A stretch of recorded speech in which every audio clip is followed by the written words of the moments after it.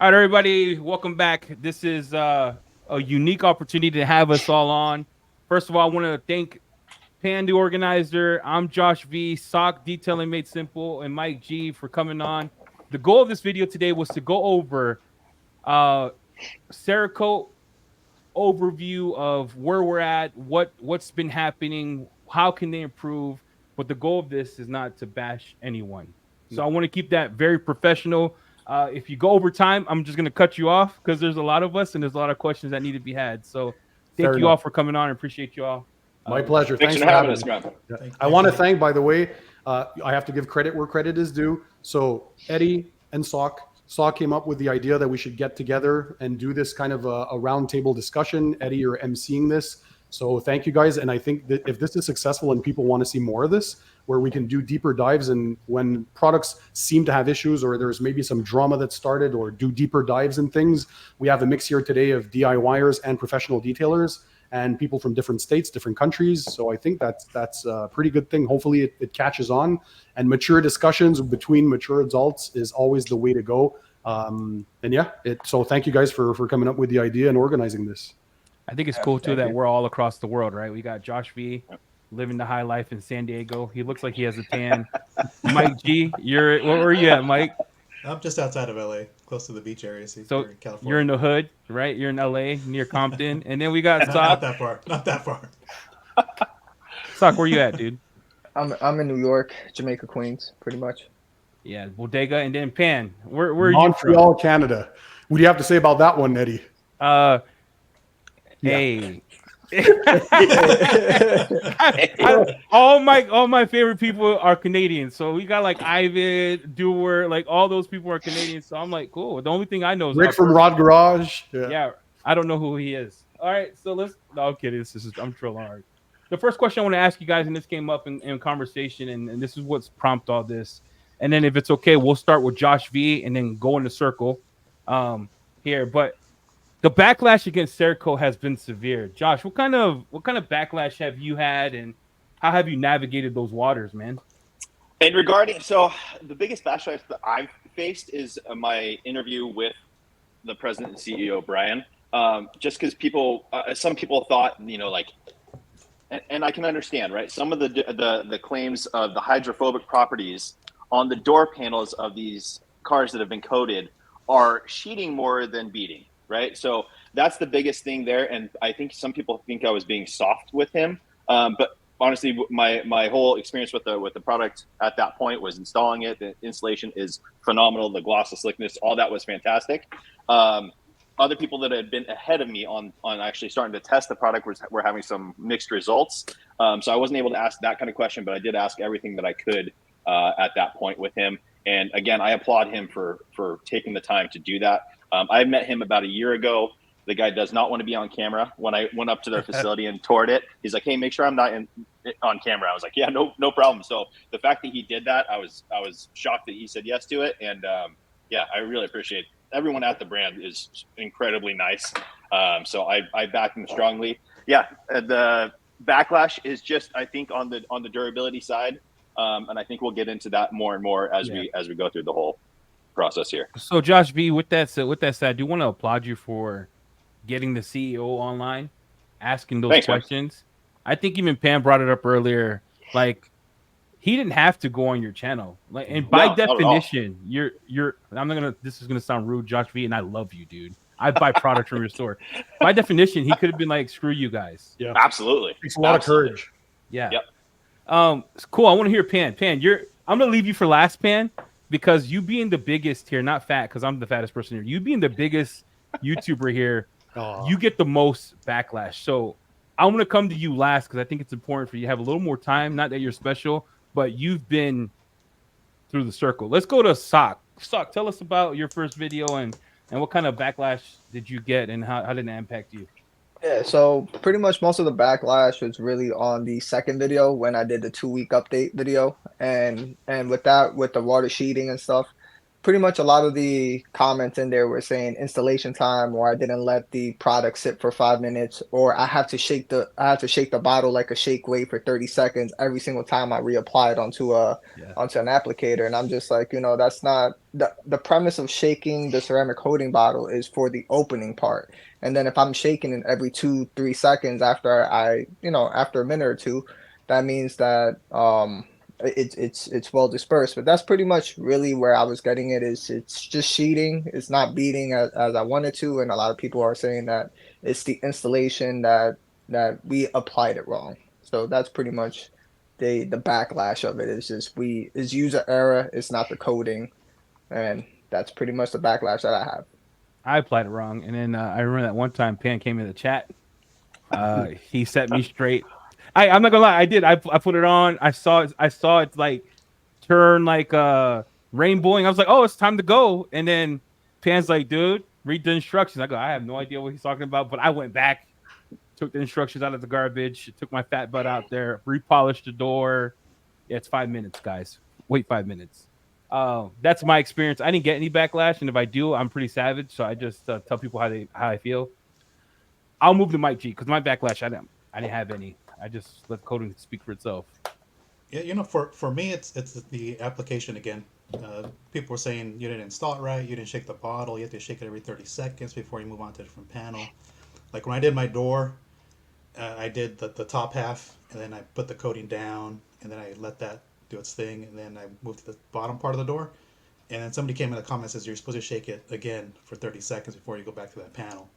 I was like, that's just for the initial opening that Sock mentioned. And they do say it prior to starting. Exactly. This is where the 30 seconds is. So it's good to shake it. I shake it every panel, but not 30 seconds. But before you start, that's where the 30-second comes in. Right. And that makes sense, right? But 30 seconds every time is little. So I got a lot of backlash there. And then just the overall, it was not applied correctly.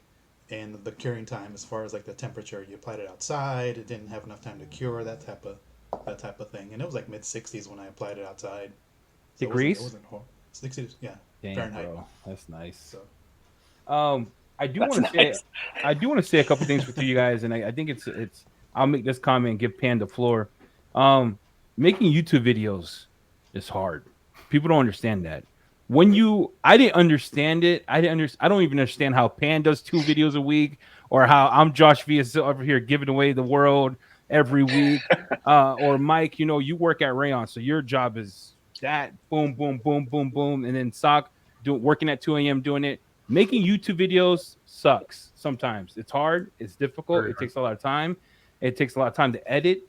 And if you care about how your videos look, you take a lot of time in your room, in the dark, with headphones on, a DAC just to get the monitoring right. People don't understand the struggle. So I applaud you. Pan. Yes. This question.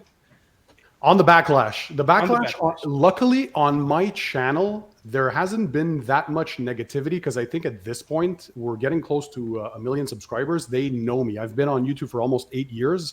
So my viewers know my style. They know I'm thorough. They know even when I introduce a new product, it might be good initially on application because that's what I got. When I tested the product at their facilities, I was able to, and Josh, I'm sure they did the same with you, like do whatever you want. So we applied it, we had fun, and on initial application, that's one thing. We can't only say the negatives. Let's be honest, gloss, slickness, and ease of application for it, insane. So I was very, very happy with what I saw, and I was looking forward to do my tests. And they actually applauded that, and they said, you know what, this is Cerakote. They said, Pan, we know you're going to test this, and we know you guys are going to be testing this, and we're actually encouraging this. And that's what they're saying in their pamphlets as well. Put us to the test. So they knew I'd be very thorough, and I'm going to do my regular style videos. And well, that's what I started doing. Now, what I noticed was the backlash on other channels, and this happens often, especially when you're, and I understand you're in a position now where you have this large audience.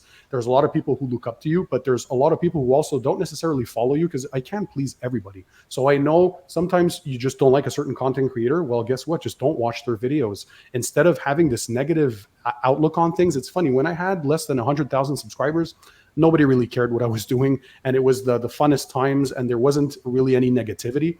And then it seems when you reach a certain level, well, people are trying to figure out how they can pull you down to either hire themselves if they're another content creator that's jealous, or if they're just individuals who don't appreciate the personality that you have, or they just don't click with you, they'll find any excuse in the world to try and bring you down, which I find is sad. That's social media today, but I certainly won't accept a level of disrespect. And that's where I notice I'm crossed the line. Is it something if you don't like a product or you had a bad experience with, but ultimately, and I'll give a quote from another high-ranking CEO from another brand that said to me once, Pan, you guys, ultimately, it's up to the brands to be accountable and responsible for the products they put out there. The best thing you guys can do is put it to the test, but you are not the ones producing these products. It's not up to Eddie to live up to the expectations. It's not up to Mike. It's not up to Pan, Josh, Sock, whoever is out there. All we can do is take a product, show how it works, do the application, hopefully be able to follow up.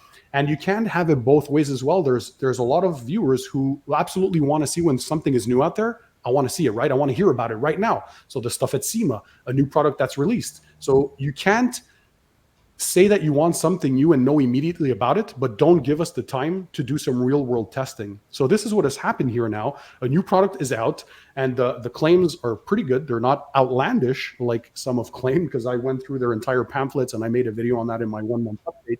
There's nothing outlandish, nothing different than anybody else will do. But they are disrupting, and that's, I think, where one of their mistakes were. And maybe they went too far in saying that they're trying to disrupt the industry. I'm sure that frustrated a lot of people out there. There's a lot of financial incentives from others. They're cutting middlemen out. There's a lot of things that happen, and that's not up to us to own up to. That's up to the brand to own up to. So what we started doing is doing some real world testing.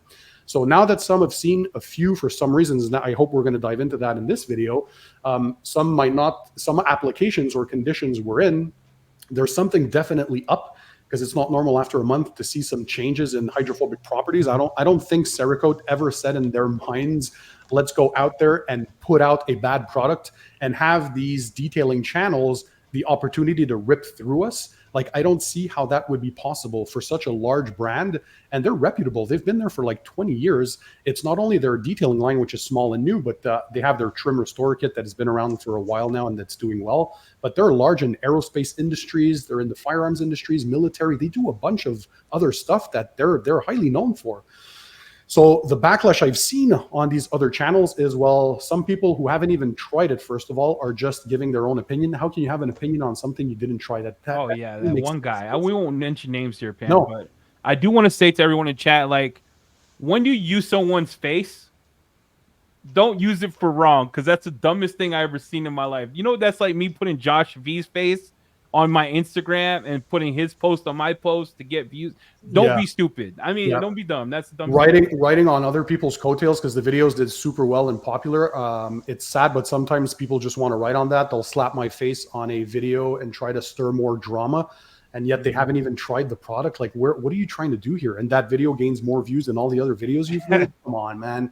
So imagine if the bigger, that's what I was saying before, right? Imagine if the bigger channels did that, if we'd come up there and try to bash the smaller channels. But I try to support smaller channels. I have you guys on for collabs and stuff because I want to give back to the industry.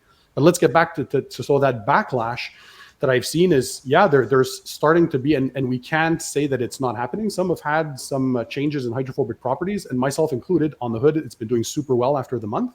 But on the door, I saw some quick sheeting style. So upper portion, lots of beading, but quick sheeting. So the product definitely is not dead. That's not what I'm saying.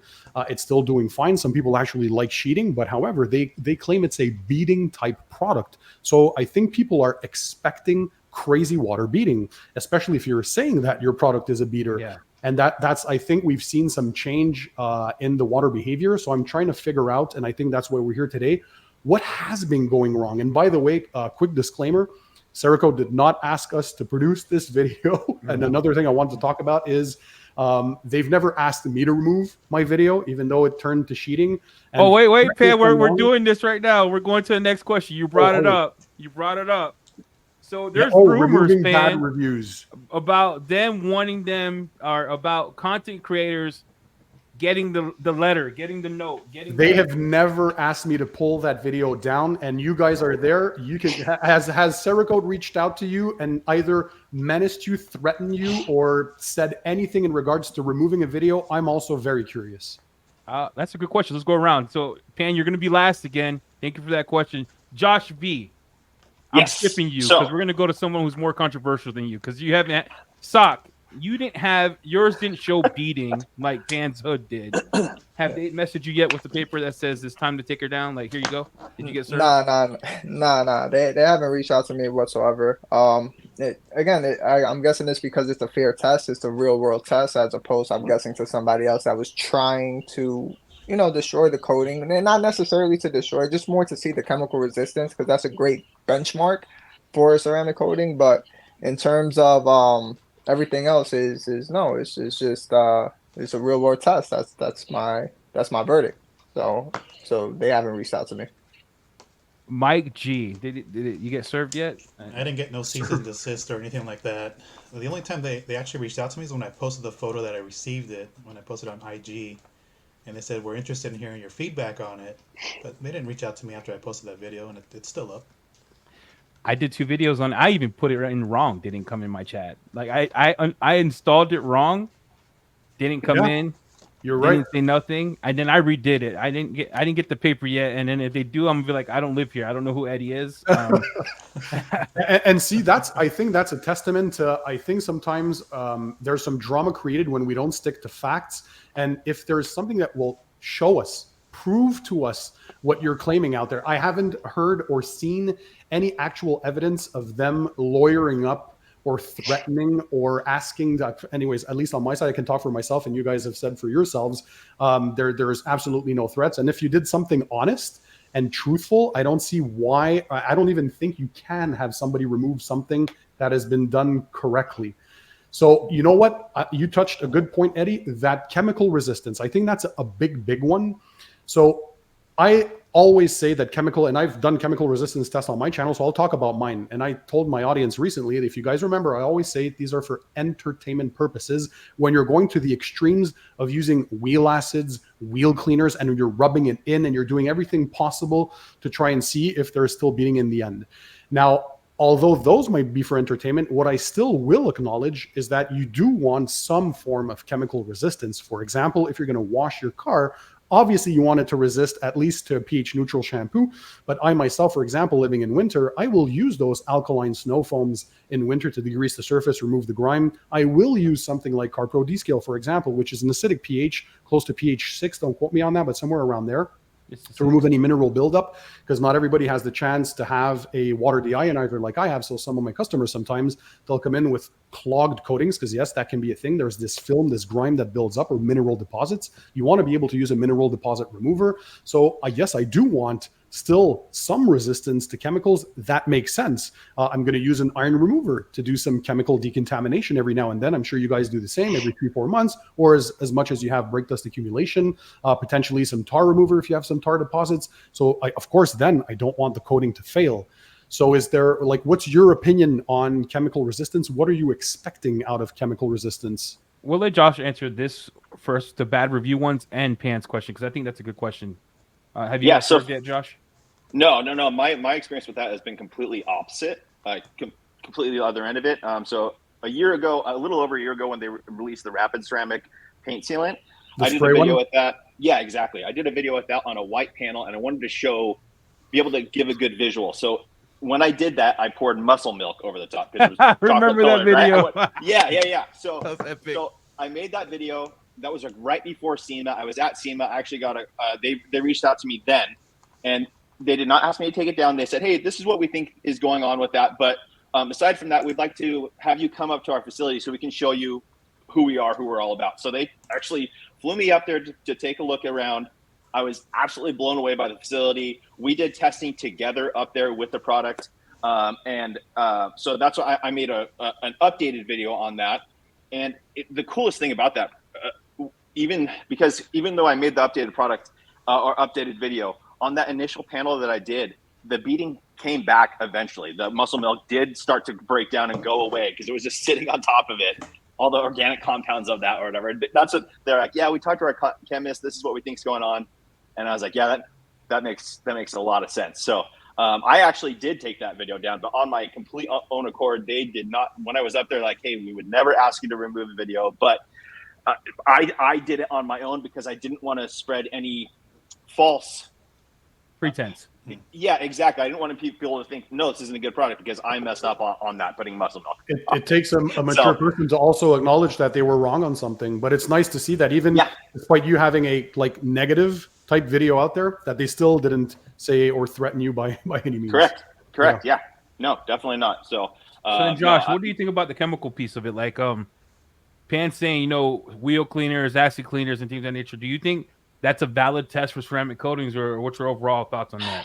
Man, I think it's kind of hard because some ceramic coatings will fight that off, right? So when you're doing it side by side with another coating that may have that high pH, low pH resistance built into the coating, it's going to show bad because the other one's going to fight it off versus this one may not. With that said, like real world, yeah, we're not washing our car with acid wheel cleaners or high alkaline cleaners. So I get it. I think it's a good staple. I get again, same thing with me with the muscle milk, right? I was trying to give a good visual so that everyone could just understand because I'm a visual. So you did learner. it for the views? Is that what you're saying? Like, I'm not asking hard questions. What, the muscle milk? Yeah, because I was like, this guy's a savage. Like, who does that? Right? No, I'm just really kind of a moron and thought this will be good because it'll be able to show on a wide panel. That was really the end of it. So yeah, no, it was really just, I thought this will be a good visual. And that was it. Let me say something about the chemical resistance test, because sometimes I did one, I remember on my previous BMW M550i, I had OptiCoat Pro Plus applied on that one, and I knew it couldn't be any error mistake because Ivan LaCroix, so he's a good friend of mine, he used to be the vice president over at OptiCoat before. And so we had applied it on my vehicle, and I decided to do a chemical resistance test, and it was sailing through a few of them. But then one of the chemicals, I don't remember which one was it, Citrol 266, and it was one of the stronger ones, actually like destroyed the coating. And now I don't think there's any doubt that OptiCoat Pro Plus, and it was doing fantastically well for years on that car, no problem. And all of a sudden, boom, a 30-second test, there we go, destroyed. So I reached out. I'm like, Ivan, you said that this coating was resisting pH 0 to 14, the entire pH scale. So couldn't you throw anything on it? There's sometimes some chemicals, because you can't obviously test everything that's on planet Earth. There are sometimes something that can scar a surface or leave some either permanent damage or temporary damage. So he says, in this case, Pan, don't worry. This is probably something that's just scarred, that left a temporary mark on the surface. So you're shocking the molecules on the top portion of the coating, and keep washing it regularly as you normally would. Don't necessarily add any toppers. Just use a pH neutral shampoo. And over the coming weeks, it should come back. I'm like, oh yeah, let me put it to the test. And I did, and it came back, and I put that update in that video. And you could see that, yeah, the beading came back. So the initial thought too is like, oh my God, it's dead. So sometimes the initial thought of a chemical resistance test is it looks dead, but you have to follow up. Is it maybe something that's still on the surface, something you didn't neutralize? Is it masking or putting a veil on top of the protection? There's many variables that you can't account for. So unless you're a scientist and you can explain these things, at the end of the day, if you're just a person with no actual science background and you can't explain and you're just testing stuff and it doesn't work, it doesn't mean because the coating actually failed. It can mean that it failed, but you can draw hard conclusions. I think that's one important thing. So yes, we want the coatings to resist chemicals for sure, but it's not also because you see a negative test that it necessarily means that there's nothing left on there. You can revive coatings. I've seen people do that, and they've owned up to their own mistakes where a coating was dead on a panel test, and this is on other channels, and they came back and said their viewers were saying, no, it's impossible. We've had good experiences with this. There's something wrong. Did you try and neutralize it? Or sometimes you can use an acidic type product or mineral deposit remover to kind of revive them. And so they would try that. And Sok, you know a bit about that because you use the same methods as I do, right? Acidic, a higher alkaline. There's some shifts you can do in chemicals to bring back stuff. And then you're using a water spot remover, and all of a sudden, boom, unclogged, and it came back. But if you only rely on your initial tests and it's clogged, you're like, oh, it's dead. It doesn't always mean that it's dead. So you have to take these tests with a grain of salt. Like you can take my videos too with a grain of salt. Like any videos you see out there, at the end of the day, it's up to each person to do their own tests. Before I started my own channel, I used to test my own products because I want to find out what is good out there. But most importantly, what works for me. When I hear now, real world. What does real world mean? Is Josh the real world? Is Pan the real world? Well, that's the thing. The real world is your real world. Your conditions are not identical to mine. My minus 30 degrees Celsius temperatures and 12 inches of snow in a day type weather, obviously in Cali where Mike is, it's not the same thing. So you have to figure something out or find a product that works for you. So ultimately, you can do your research, look at the videos, look at the literature, but do some testing, test a few products, and ultimately it's up to you to make the purchasing decision. I don't think anybody puts a gun to your head and forces you to buy anything out there. Only when my wife wants a coach purse. Sock, what about you? Where are we at with the question? So pretty much what the question is, I want to touch up what Pan pretty much said about the chemical resistance, right? So in terms of not all chemicals are the same, like battery acid, for example, is the pH of 2. But if you put that on a coating, it's going to kill the coating. But yeah, we have water spot removers that are dedicated for cars, and Descale, Purifica from Labocosmetica, all these water spot removers are on the pH of 1. So it's meant to unclog the coating. So that's something Yes. that a lot of people need to realize, that there's different types of chemicals that will destroy coating, and it's not meant for coating. So that's really what I'm That's an excellent point on pH. You can't only rely on pH level, because you're right, there are some products that are low on pH that won't do some damage. Some are just pH 4 and will do some damage. Look at iron removers. The majority of them, people don't know this, but look at Carpro Iron X. In the bottle itself, it is a pH neutral product. Now, that doesn't mean that it's not strong, because it can help to not dissolve, but change the appearance of the brake dust. So those are jagged edges. When you spray the iron particle remover on it, it's going to make those jagged edges oxidize and turn rounder, hence more soluble in water. You can flush them out.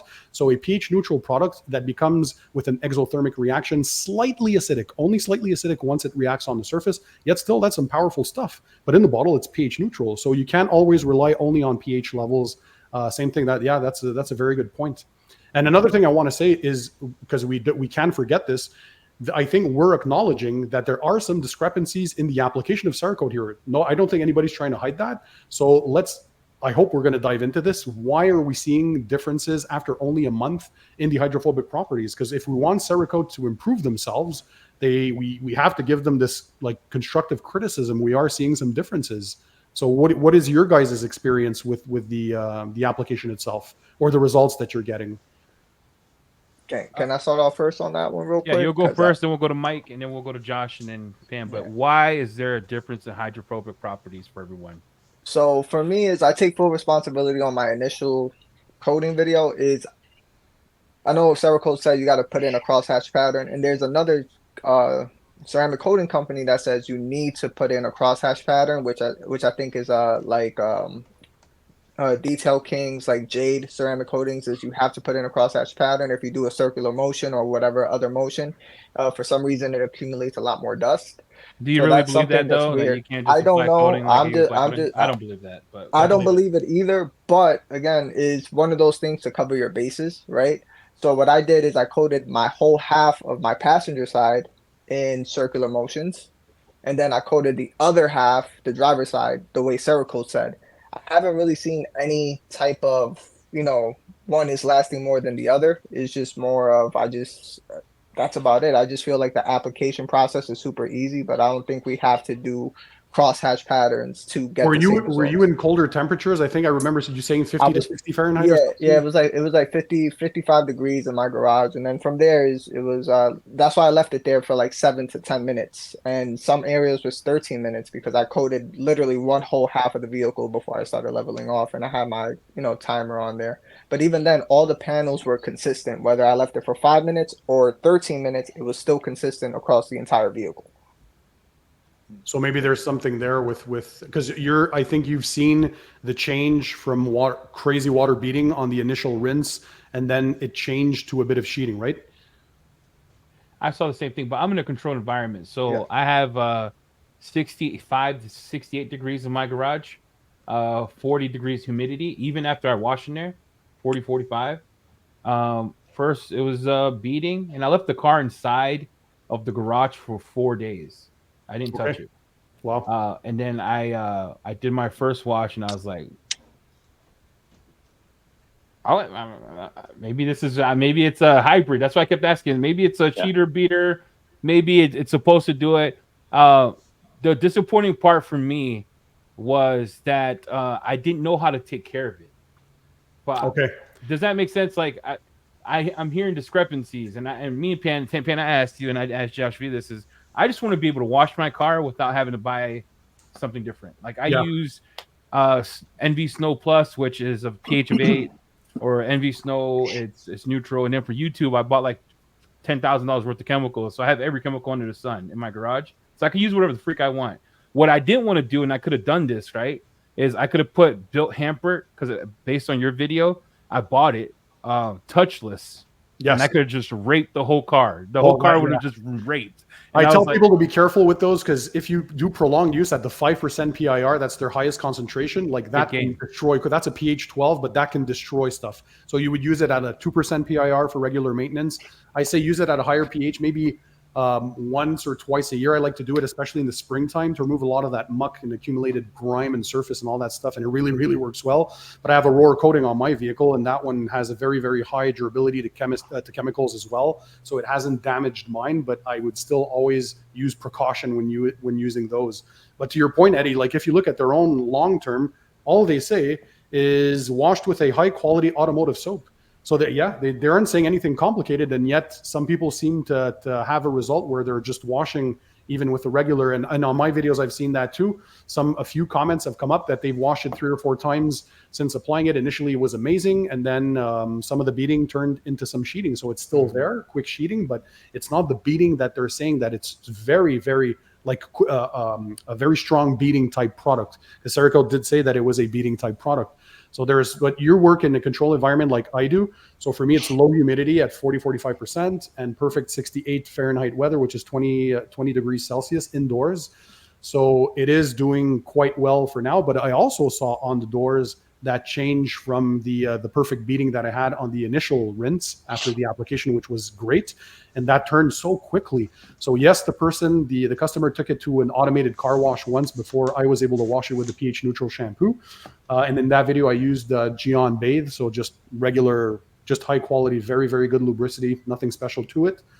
And so is it the high pH automated car wash, but after only one wash? So that still wouldn't be quite good for it to change that dramatically. Because people are, let's be honest, if you put a customer's car out there, even though I tell them not to go to automatic car washes, you try and give them the best advice possible. Do your washes at home using a pH neutral shampoo. Every 2-3 months, you can apply a topper if you want to, although this one doesn't require one. But people are free to do what they want. And you know what? Sometimes they just don't have the time or the energy to do it, and they will bring it to a tunnel wash. So obviously you want this kind of thing to resist to it. So there's been something that's been happening there. So the only thing I see in my environment is that lower percentage of humidity. Some coatings sometimes require, because the higher humid areas have a quicker flashing time. Colder temperatures lead to a longer flashing time. So maybe Sock in his case, with those lower temps, something didn't bond properly. I don't know. That's why we're giving this real world feedback, because hopefully the brand can look into this. They produce their own products, so I'm sure they can turn around. Hopefully I'm sure they're analyzing the data. There's no way they're just sitting back and letting this unfold and saying we don't care. That's not the impression I'm getting from those who were able to meet with these people in person. And so what's the rest of you guys think? Like Mike, your experience? Yeah, I didn't have the dramatic drop off like what you guys saw, because again, I don't live in that harsh environment like that. I saw them drop off a little bit, and I was mentioned to you guys, it gave me the Gtechniq Crystal Serum Light vibes, which again, it's still a good coating, right? Some people tend to like more of that sheeting style anyway, to avoid water spots. But yours definitely got the best beating of all of us on the side panels, at least there. Right. Yeah, bro, yours was touched by God. It's like God touched your bottle, but it wasn't like Pan's Hood. Pan's Hood, on his last video, made me pour out waters to my homies. I'm like, let's have a moment of silence for everyone that didn't get beat. And you know what? I noticed that. I want Mike to finish up. Like, what was your temperature? But to quickly touch up on that video too, if you look at, because I like to take the before shots. So we had 8 to 12 inches of snowfall in one shot. There was a crazy storm. Well, of course, we're in the middle of winter here. They use road salt. So if you look at the side of the vehicle, I think that was the area that was the most impacted with the road salts. And they were there for a few weeks before I got to do the wash myself. So something happened with them probably eating onto the surface and causing some damage. Now, I didn't want to use any decon and just use the pH neutral because, again, I wanted to follow their instructions. But maybe it's clogged. Maybe there's mineral deposits. So in a future wash, maybe I can use something to try and unclog or see if there's anything as far as mineral deposits are concerned. But Mike, what was your temperature and humidity like kind of level when you applied? So, and I applied it outside, so it was like 65 degrees Fahrenheit. Okay. And roughly, I was looking humidity today is like 68%, so roughly about the same.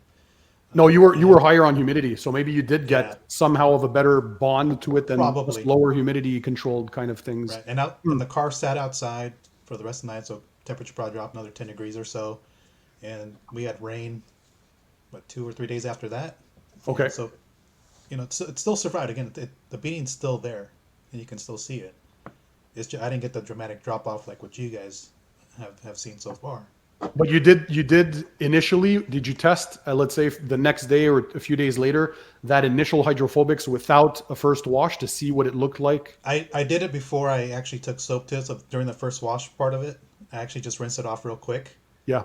The hydrophobics were fantastic. So see, that's the thing that like is mind-boggling to me, trying to figure things out too, is we're trying to give constructive feedback, but the initial, like, I think we can all agree, guys, right? Gloss, slickness, ease of application. I think we don't want them to change that. Right. Those are pretty good. And the hydrophobics initially too were like pretty sick. So the properties are there. Now, how are they removed? So it's not like they couldn't chemically engineer the correct properties that we're looking for in a coating. So what is happening that is changing that? And from what I hear now, it seems that different conditions, humidity and temperature especially, seems to be really affecting this, because I do have some viewers, and to be quite transparent as well, it's not a failure for everyone.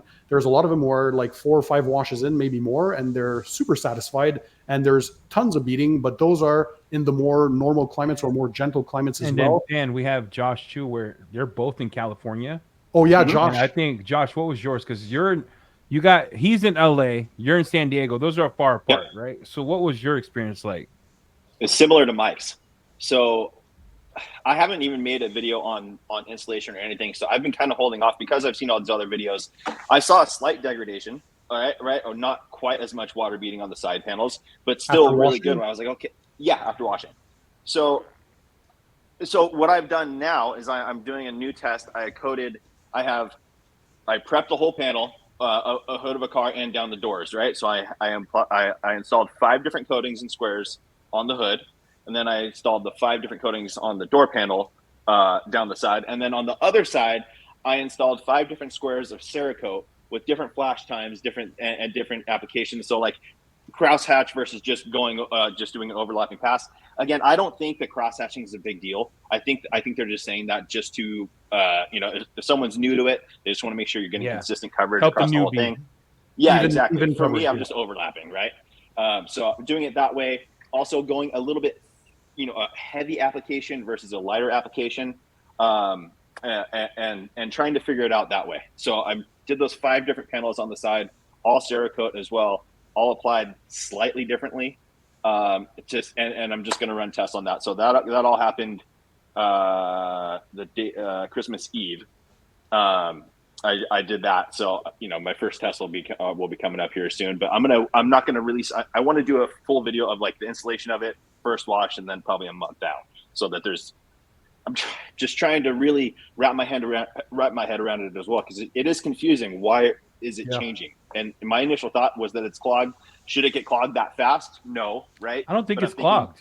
Yeah, that's my initial thought was that, but no, because you don't have weather like we do with minerals and salt, and so I don't think that can be the issue in your case. Yeah. Yeah. So Ken, what do you think it is? But mine's not reacting quite as bad as your guys' was.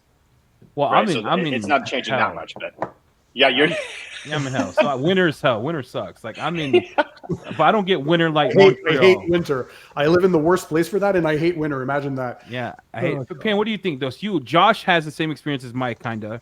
Me and Sock and you experience the cheating. Is it a conditional thing? What do you think?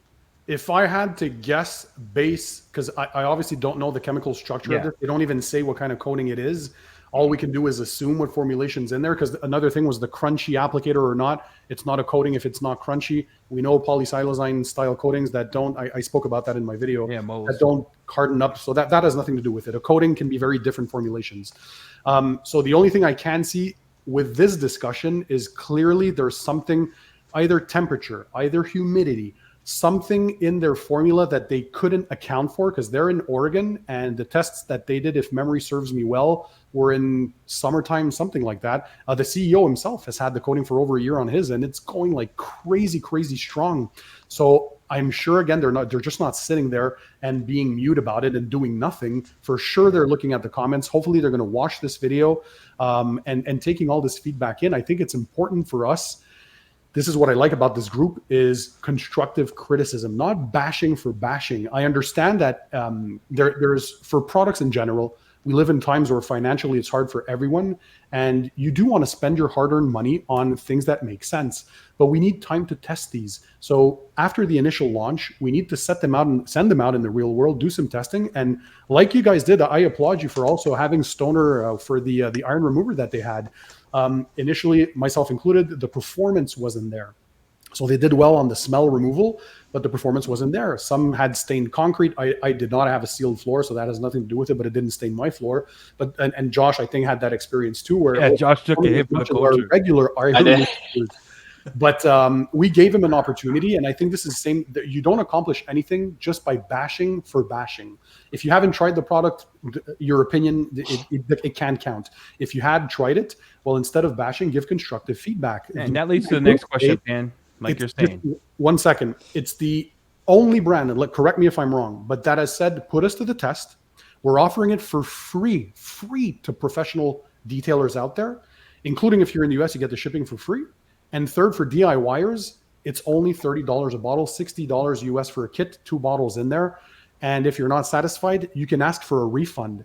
I have never seen that done. So they know they can own up to their mistakes. I'm sure if there's anything wrong, they won't not only tweak the product because they can afford to do it. It's their own brand. And by the way, they're not a publicly traded company. He said that in your video, Josh, and I really appreciated that. So they're not, they don't have to answer to anybody. They're not there to make profits for this bigger conglomerate that purchased them and so on and so forth. They're not publicly traded. So they spend their own money. They do their R&D. They can turn around. They have their own chemists.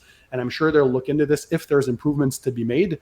And if there is, everybody who had either purchased the product or got it for free, I'm sure they're going to make it up right, because that's one thing I noticed about the CEO. He will take responsibility, and he said it straight out. Like, if there's anything bad about our products, we want to hear of it. I'm at the head of this business, and I want to make things right. I don't think he clearly were bad, certainly, in doing this. Yeah, they ruffled a lot of feathers because it's an inexpensive thing, and they're offering it free for a lot of professionals out there. And they wanted us to put it to the test, and that's what we're doing. So we need time to test, and we need time to give feedback. But ultimately, I think the financial risk was little to none. So yeah, there's a bit too much drama around this. I certainly don't like doing that on my channel, and maybe some live off the fumes of drama, but that's not one thing I like or appreciate. Everybody, if they did a mistake, as long as they live up to it and they can correct themselves, just like other brands are allowed to, I don't see why we'd make an exception here and just knock to bash. Give them a chance to make it right if there's something to be made. And I think here the consensus is that there seems to be some discrepancies as far as temperature, humidity, application conditions, that kind of stuff. So what do we want to improve? For me, gloss slickness, 1 layer system, let's not forget that, and the low curing time. I want them to keep that for sure, and it's also they're very low price. So one thing they have to improve on is definitely look into, is there anything going on with the application?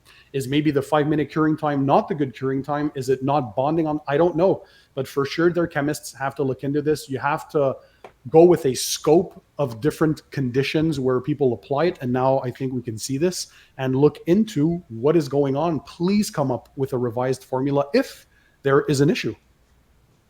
So I want to wait before we go into this question, because I want to take a step back to something, not to take us 3 out, this triangle here, but you two have some of the biggest YouTube channels out there, right? Pan, you're approaching 1 million subscribers. Congrats, by the way. That's Thank the you. grind. That's Thank the you. grind. Thank you. Josh V, you own a business. You run a detailing thing. You're grinding this out. You make videos. You told us at night, like you're out Yeah. there popping Adderall, making it at night. Pan's up until 4 in the morning, Yeah. making videos at night. Yeah. I want to get this question out the way so we can focus on the last question of this podcast, and we're approaching an hour, so we'll keep this question 2-3 minutes. Are you all in Cerakote's pocket, right? Because when we hear, well, they're defending them, they're doing this, they're doing that, you hear it all the time. Well, they're getting paid to say that. Yeah, I can answer that very quickly. I've touched on that so many times. It's getting old now. Yeah, it is, Pan. I know, but I have opportunities with a channel this size to do sponsored content with brands, and when those videos are sponsored, like the tour video that I did over there, I clearly disclose it. And as per FCC rules and regulations, this is the law. This is not something optional, and I abide by that. And people have the chance to either click away if they don't want to watch a sponsored content, and they can watch if they want to. But I still always guarantee that I will give proper information. You're going to have access to things like application. There's always something you can still take away, but it's up to you to decide if you want to watch the video or not. I think because I always see this, right? Yeah, well, I have a small channel. I don't do this kind of stuff. Well, yeah, because you won't have the opportunities. Not to knock on smaller channels. I was there once with 0 subscribers. I think the first sponsored video on my channel was like at 150,000 subscribers. So it took a long time because brands, obviously, they won't partner up with these kinds of things with the smaller channels.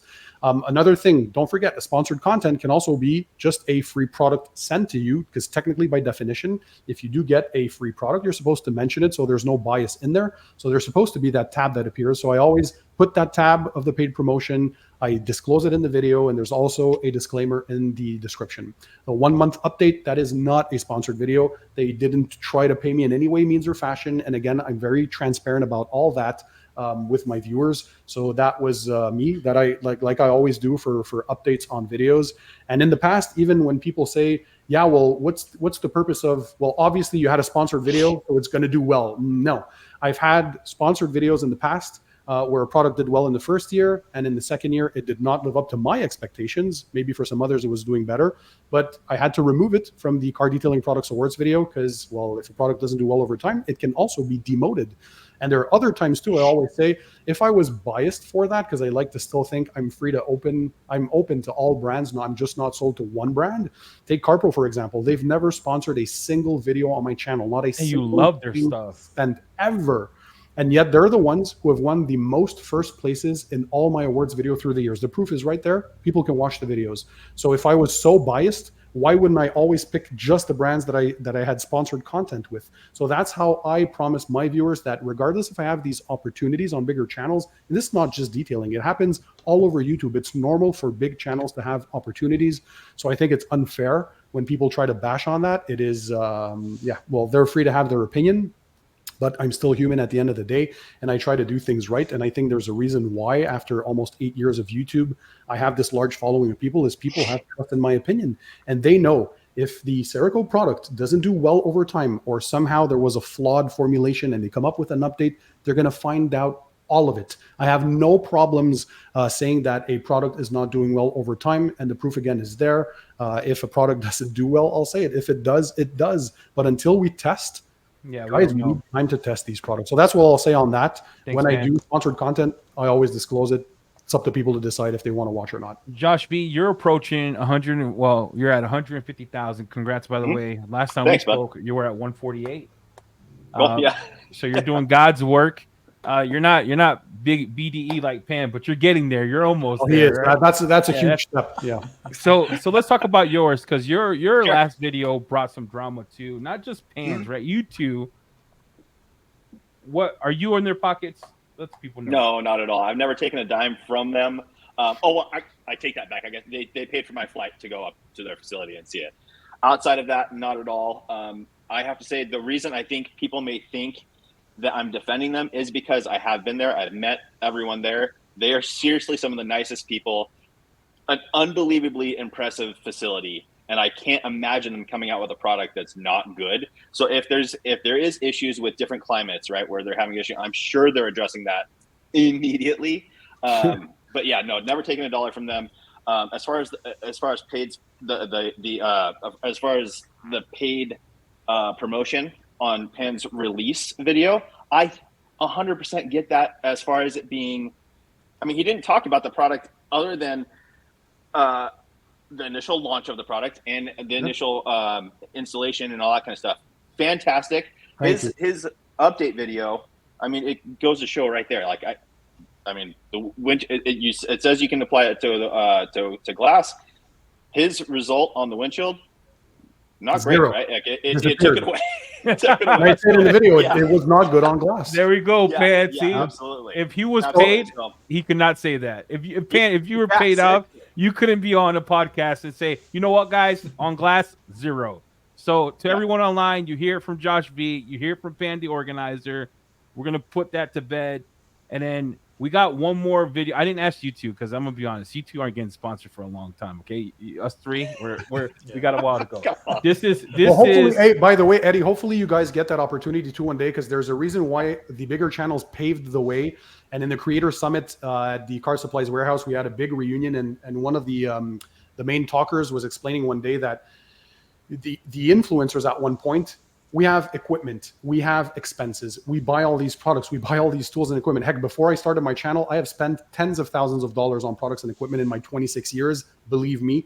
So there comes a point where brands need to give back. If we give exposure to them, it's only natural that it goes both ways. As long as you do it right, you give the proper disclosures, you're honest and truthful and true to yourself, there's no problems with that. There's no way that people can enjoy free content from a YouTuber for like 10 years and expect that person to buy, like my camera costs like $3,000-4,000. I have another $5,000 invested in my computer. I bought some audio gear. I bought like all this stuff. You travel, you have to pay for some expenses sometimes as well.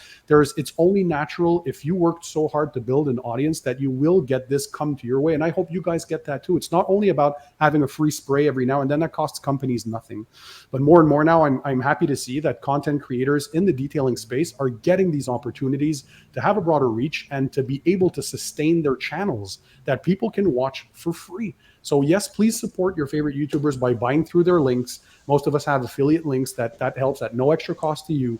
You can subscribe to the channel, give a thumbs up, watch the ads that play, just let them play instead of skipping. That's one way you can give back to the content creator. If you enjoy who you're supporting, and it can be anyone out there, if you're enjoying them, show them that support. If you want them to continue doing the videos that you like seeing, like they need support. So any ways you guys can do that, I think it's welcome by anyone. So hopefully we help pave the way for the future generation of content creators as well. Because I was seeing this in all the other fields and it wasn't really happening in detailing. And here are these brands making tens of millions of dollars and there's nothing ever left for the content creator that gives them all this online exposure. Yeah, I think that's unfair. So again, as long as you do the proper disclosures, you're transparent with your audience and your audience believes in you because you're doing the right thing, I don't see any issue absolutely with that. Yeah, one real quick, I just want to talk about that. Cerakote launching this product, the way they're launching this thing, they're obviously putting a ton of marketing dollars behind it, sending it out for free to everyone, including shipping, all that kind of stuff. So, yeah, I get, they want to do the biggest launch they can. Pan's got a big platform, reaches a lot of people, so they wanted to do that. I mean, and honestly, guys, like a lot of people didn't know that they could get this coating for free and try it out until Pan's video came out, right? And the CEO in your video, Josh, said they're into 6 figures already, sending these out for free. So they're like, I don't think they would purposely send anything out with a chance for that big of a backlash if they knew it was a subpar product. It doesn't compute in my head. It doesn't make any sense. Yeah. I hope all you guys get the opportunity to go up there too, because the facility is like unbelievable. Yeah, and a few have been out there. A few others. Yeah, definitely. I think for us though, when they sent me the coating pen, at first I thought this is where this coating goes to die. But I tried it and I was like, I was like, they don't know it. They've never seen one of my videos because I'm the most brutally honest person in the world. I don't try to be a douche. I just me and Fine Lab CEO, we're friends. Like we talk on the phone. I'm testing their new Rinseless. So they took the feedback because I was like, bro, I don't know what you made. Like this soap stuff is not for me. Like, but it's I hope that Cerakote takes this last question because I'm about to segue into that. And then we'll start with Sock and go to Mike, go to Josh V and Pan.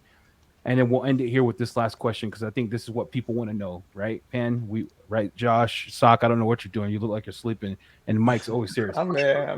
Here's what we got. So if Cerakote could go back to the drawing board what would be some advice that you all would give? So, Sock, if they could go back to the drawing board, knowing how we did it now, how it's going, what advice would you want for the new coating if they do So remake it?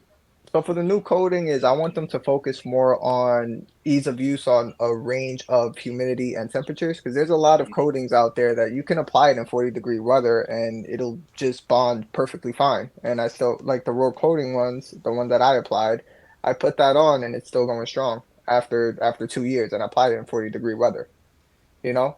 So that's number one. And then number two is a little try to advertise chemical resistance, right? Try to advertise chemical resistance in terms of for salt, right? We live in snowy areas, so you can make something that's much more resistant to the calcium and the salt that's on the roads. That's about it. In terms of ease of application, it's still slick, it's still glossy. The 5 minute window, it's a 50-50. For me, I could do pretty much almost the entire car, then come back, and that's about it. But all in all, just chemical resistance. And I know they don't want to say a durability claim. But even if you say you quote it as a 1 year coating, it's something that even if it's surpassed that, then it's good, right? Just having something with no durability claim is like you're just shooting the professional detailer in the foot without giving some sort of premise for the consumer that's buying it. So Let that's me They're ask so you a used to question. hearing years of protection, right? yeah. Yeah. I got a question to ask on that because I always like to play devil's advocate. Does it matter? Like if I sell my customer a coating, am I selling longevity or am I selling my work? No, Because you're okay, you're selling your work, but at the same time, you're also selling in a premise of like, hey, I'm gonna put the ceramic coating. Yeah, I'm charging you X amount of money to apply ceramic coating, but I don't know how long it'll last. It'll last but at least having a claim. For example, you can have a 3 year coating and you know it's gonna last 2 years in harsh conditions and sell it as a 1 year coating and or a 2 year coating and it's going to last. Don't make something that's a 3 year coating that only lasts in, California or Florida where it Yeah. barely snows. that's Yeah. what I was asking, Pan. Because it could last. We could say, hey, it's gonna last 3 years, but in reality, any coating that says last 3 years could die in 7 months. It does Yeah. to me durability. It's a sham. It's just my it, The way I have my discussions with customers usually is I try to have an honest and brutal in saying, listen, the coating in my settings from the ones I apply that I know how long they'll last or that have been doing well, it will technically be there for a few years. That's for sure. I don't want to overpromise though, because I don't know how you are going to be taking care of it. That's why I don't want to go the certified kind of route, because then you're kind of locked into the warranty and all that kind of stuff. It gets kind of weird because the majority of coatings, it's rare unless you're in optimal conditions or living in good climate weathers that they're going to reach their maximum durability claim. There's always other factors, especially here in Montreal.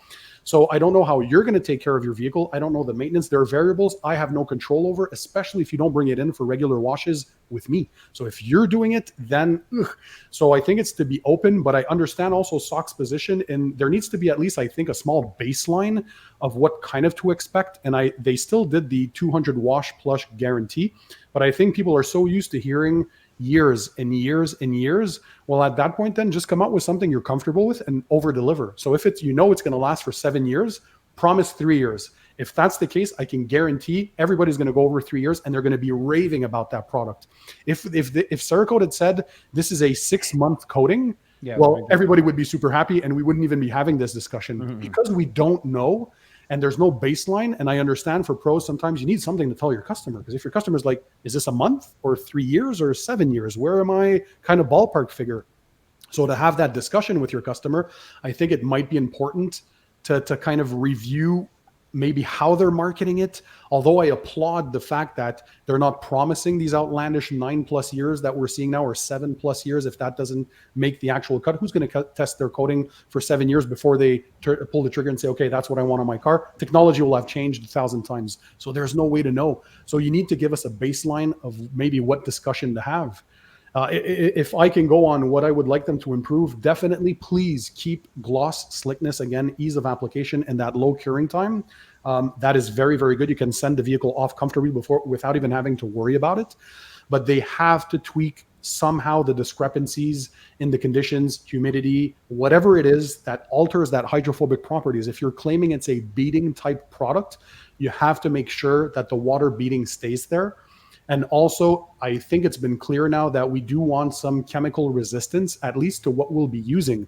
High pH snow foams, maybe a bit more acidic shampoos to remove minerals, mineral deposit removers, whatever people can use on their vehicle as far as chemicals are concerned, other than a pH neutral wash. You have to look into that. It has to be able to resist to all that over time. So please look into, increasing the durability. If you guys see the issue that we're having, if you're able to duplicate that in lab results, look into that.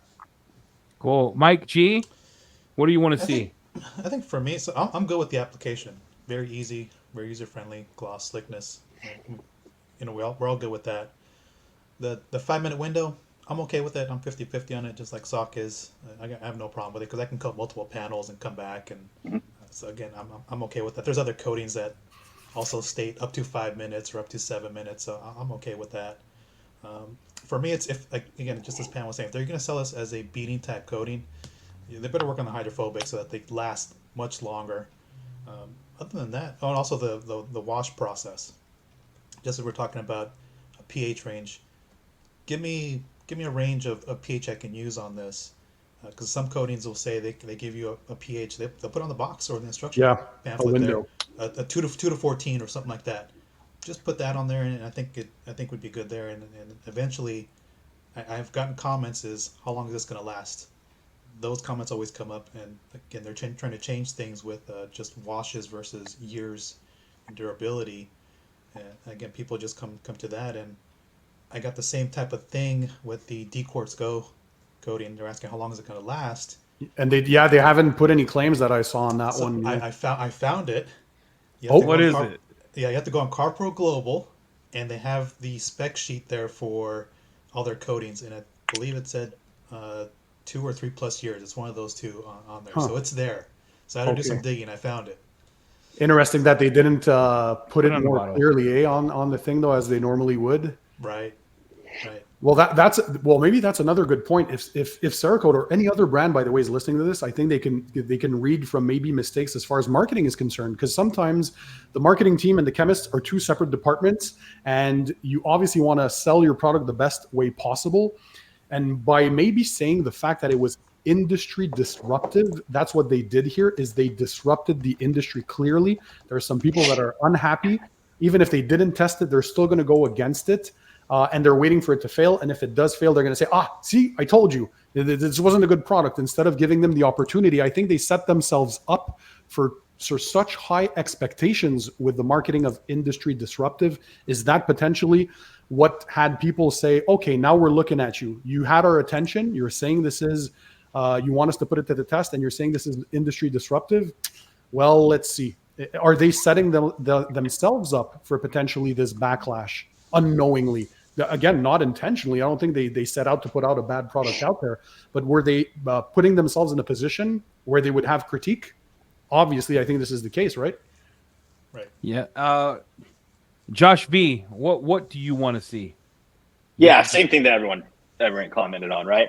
I guess I agree with everyone for sure. I guess for me, the biggest thing would be I want to say chemical resistance and pH, just so that it's undeniable, right? So when someone compares it or sprays a little bit of something on, or a high pH soap, you see the results and it's undeniable. With that said, because if there's an issue with the application where we're getting varying results in different climates, maybe it is, and it's just not performing because something happened during application. If it was, too low of a temperature, too whatever else. So I think that's the number one thing to address. Like Sock said, just for the application, regardless of what temperature you're in, it's gotta cure up the proper way. Yeah. What about you, Eddie? Yeah. What about you, Eddie? Yeah. I love everything that you all said, but for me, I just remember I'm bougie. Okay, my life is different, so I think 5 minutes is too dang long. I don't know why. Every coating I've applied, and I'm telling you, when I say I've tested it all before this YouTube stuff, I am an installer for almost everybody. And every time a coating would take longer than 2 or 3 minutes to flash, I'm done with it. Because in my mind, I'm like, my time is too precious. Like if I got this car and I got to coat it and blah, blah, blah, blah, and I got another car coming, I got to be able to rotate them out. And I don't want to wait 5 minutes. Like time is money. And then I pay my girls like $25 each an hour. and then I got to worry about paying them. So that 5 minutes adds up, in my opinion. So if they can make it 1 minute, 2 minute, where it could flash and indicators, because I'm blind. Like I'm so blind. Look, my glasses are so thick, bro. It melts my eyes. If we could get an indicator, something that outside of like just the bubbles or bigger bubbles or just a fadeaway, like an indicator to show me like, bro, you're ready to go. That would be perfect. Any I would quick say that question. too. Like with Gyeon Mo's, real quick. Sorry, Socks. Just with Gyeon Mo's, that sweating is a larger bead to me versus the Cerakote one. And for me too, the 5 minutes was almost like I had to wait for it to sweat at that 5 minute mark. So it was almost like the minimum. So I get it. You could speed it up. For me, it doesn't really matter because I like that I could actually just do the whole car and then go back. Yeah. But I get it, man. On a big It's truck, very forgiving, and thing. it won't harden to a point where when you're wiping off and you miss Yeah, that you window, you're freaking out. So at least on installation, it is very, very forgiving. I love the stress pan. I love I'm all about like high stress. So it's kind of like I rotary polish and cut a car. I do it because I'm bored of the DA, and I do it at speed 3, and I love the stress of a hologram. I know I'm weird, but I like the stress of Keeps oh you my on your gosh, toes. get done, right? My mind changes. So if that's not a bash towards Cerakote, that's what I would prefer. If I could have the perfect coating, that's what it would be. But please keep the slickness. The gloss is great. Yeah. Change your hydrophobics to be a little more beating, and then I would say send it out to the people that have tested stuff, not to people who just want views, but send it out to Yeah. people who test stuff in different climates and have them put it outside, have them put it inside. Get back, send you your notes, because I can tell you right now, if I would have put this outside in 50 degrees weather like Sock, the experience would have been worse. Eddie, you touched on something. I don't know why we didn't speak about this. You're so right. So in this instance, Cerakote did not send ahead of time before the launch products to a few of the channels out there that could have done the testing. I know for myself, I'm sure you guys it's the same. And I know Mike is the same for Carpro. I think you got it before its actual release, the D quartz. There's a lot of brands who will send us products ahead of time. I've been part of development. If I look at Duraslick for their Holy Grail, I was on it for many, many months before they actually launched the product. So it was easy for me to give them feedback on multiple versions that they had as well, or many other brands do that too. So I can tell them straight up, in my conditions, nope, this didn't work, guys, or you have to go back to the drawing board. So better that they have that ahead of time and get that feedback, which they would have had instantly in less than a month. You would see those hydrophobic changes, whoop, lights up a light bulb. We can easily do the tweaks. I'm sure this is not something very complicated because they produce their own stuff. If you're a third-party blender, then it becomes harder because you have to reach out. And so they can control all this stuff because they're the producers. If they had done that and had all this feedback ahead of time, then when you're launching, so in this case, this wasn't the case. They had me over. All I had to rely on was my initial thoughts on my initial impressions until I was able to test. So the initial impressions and all of you guys, at least we can give them that. The gloss, the slickness, hydrophobics, ease of application, everything, it's all there. So you're like, holy crap, for $30, this is going to be very good. It makes sense that we're excited. And so if they had done that ahead of time, so brands, if you're listening, maybe send out a few of this ahead, or if you want to do your own testing, do some long-term testing in variable conditions on your own before you do a public launch, right? What do you guys think? C6, I 100%. gotta share a story with you because this is savage. So Ivan knows me. Me and Ivan are friends. He slept at my house. We eat cheese together. So he's like, Eddie, I'm starting a company. I'm like, great. He's like, I need you to test it. So he sends me this C6 ceramic coating before they're about to launch. I put it on customer's car. Hey, I don't put it on my car. I get like customer. I'm like, hey, I'll give you the free bottle coating. You're just gonna pay me to polish your car. I put this diamond gloss. It was a 2-part coating for Ivan's company, and I get a call 11 o'clock at night from the customer because I let it sit for 15 hours. He picks it up. He's like, dude, there's sand on my car. I was like, what are you talking about? He said, there's sand all over my hood. He says, it's gritty. He says, I put my hand on it. It's sticking. It's not, something's wrong with my coating. You need to fix it. I start laughing on the phone with this guy. And I said, I told you before you left that this was a test coating. And you said, I want it. I laugh. He's pissed off. He comes to my house. Come to find out, the coating took 38 hours to cure. Oh, so I had to wet sand because this stuff that Ivan's coming out was gnarly. I had to wet sand the whole Jeep. And I put something else on because I was how long ago was this? Man, this was like I've been testing his stuff for like 6 months. See, so you had an opportunity to give feedback, and you certainly didn't bash the brand and come out with videos. And so I think that's maybe a mistake too, is some are too quick to release stuff, and then you're sending it out there. But once that's done, you never know what kind of feedback you're going to get. You don't know how people apply it. There's a lot of user error as well that happens often on applications. And if it's not user error, well, then it boils back to the formulation and the chemistry. Maybe there was something wrong in there. I was laughing the whole time, man. So was he able to correct the issue? Oh yeah, so we tested. I tested version 1, version 2, there was 5 iterations. After the 5th one, I'm like, all right, this is busting. And I put it in winter. I put it outside. I put it. The first one was so funny to me. The customer was pissed, but it was funny to me because I said I've never seen a coating have sand on it in my life. Literally, he was driving and dirt was hitting the panel because it wasn't cured. Oh, it was sticking, and it was sticking to the clear to the thing, and I'm sitting here dying the whole time. And then it was also curing with that particle on them, and so there was no way to remove it. Wow, bro! Between him and God, and then the 12 hours I took to correct it. I didn't send Ivan the bill, but Ivan, if you're watching this, I'm going to send you my bill because I was just gonna... Ivan's such a nice guy. Yeah, I love that dude. I really enjoyed this video. Because we're going to have this on our respective channels. If I can have my viewers, if I can give a message out there, guys, you've seen the 4 people I'm with. You saw how mature this discussion was, how professional this was, and how things should be done. Please go out and support them. Eddie has the ECDetails, Eddie Cologne Detailing. Mike has the Mike G Detailing. Sock has the Detailing Made Simple channel. I know Josh doesn't need any introduction, but still please support him, ImJoshV. Support these guys that are wanting to do some positive for the industry. And I'm watching you. Go out there, click that subscribe button. Go, please watch them. I don't know if we want to add anything else, but I really, really like this. This is going to be like a roundtable discussion. And if you guys let us know in the comments for any of these channels, if you want to see more of these in the future for stuff that we're coming out. I think we're also the voice of our viewers. Don't forget, we read your feedback. A lot of us here today shared those viewer comments, whether it's positive or negative. For me, as long as it's respectful, guys. I draw the line where it's just name calling, bullying, intimidation, and using foul language. No, that has no place on social media. If you're sharing your thoughts and your opinions constructively, whether it's negative or positive, that is fine. But if you enjoyed this kind of a discussion and you want to see more, let us know. Drop a comment. Feedback is important for us too, but I think we're the voice of our viewers, and hopefully we made Cerakote understand a few key messages here, and so they can improve on them. Because ultimately, if we want to benefit, whether as we're detailing pros or the end DIY user, we want those brands to succeed because we want those good products in the end. I think that's the entire point of the discussion, is we want something amazing for the money that we're going to spend. Thanks, Pan. Well, with that, we're at an hour, 11 minutes. I do want to thank you all for coming. Josh V, Pan, the organized, Sock, Detailing Made Simple, Mike G. Any outros? If not, I'm going to end it here. Like and subscribe. Just real quick, Sock, did you have? I kind of interrupted you on something, but did you have something you wanted to bring up, or? Nah. Oh yeah, with just quick.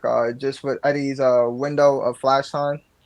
It's just more of like have a 2 to 5 minute window that you can remove it within 2 minutes if you want, but if it's 5 minutes or wait, it's not going to be an issue. So I agree with that, Eddie, on that. Like kind of the DIY detail coatings, right? They say 2 to 5 minutes.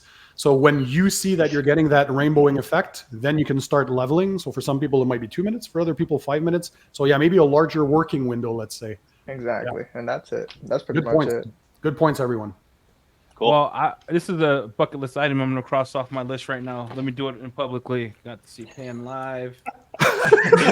Got Josh V on here. Who else I got? I got Mike G. Oh, you already have. Hey, well, another thing I will say, you guys know I like to do collabs with smaller channels. That's the one way I like to give back and help them gain a bigger audience. Typically, I wait for a channel to reach 10 to 15,000 subscribers. That shows me that they've been there for a while doing the right thing.